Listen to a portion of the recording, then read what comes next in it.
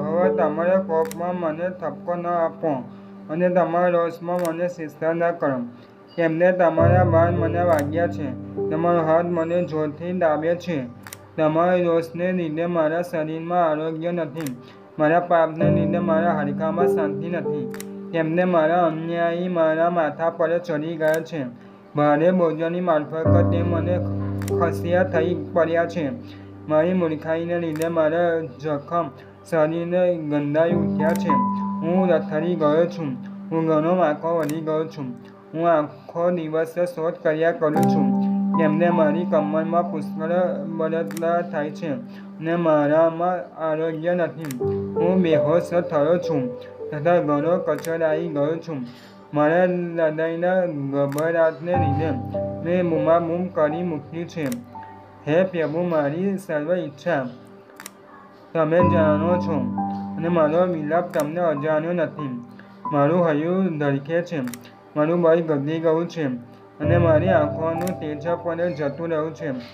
મારા સ્નેહીઓ તથા મારા મિત્રો મારા ક્રોધને લીધે દૂર થઈ ગયા છે અને મારા સગા દૂર રહે છે.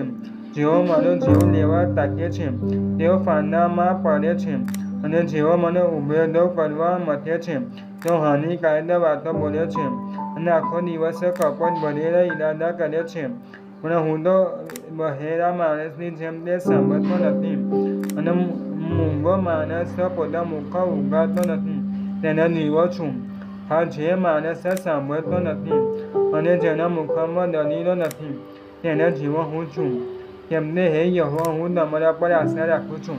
હે પ્રભુ મારા દેવ, તમે ઉત્તમ આપશો. કેમને મેં કહ્યું લખીને તેઓ મારા પર હડકાય, મારો પદ લપસે ત્યારે તેઓ મારી સામે વરાઈ કરે છે. હું રથડી પડવા તૈયાર છું. મારું દુઃખ મારી નજર આગળથી કદી દૂર થતું નથી. હું મારા અન્યાય કબૂલ કરું છું, હું મારા પાપને લીધે શોક કરું છું. પણ જેઓ વિના કારણે મારા શત્રુઓ થયા છે તેઓ પરાક્રમ છે. જેઓ અન્યાયથી મારો દ્વેષ કરે છે તેઓ વધી ગયા છે. વળી જેઓ ભલાને બદલે ભૂંડું પાછું વાળે છે તેઓ મારા શત્રુ છે, કારણ કે જે સારું છે તેને હું અનુસરું છું.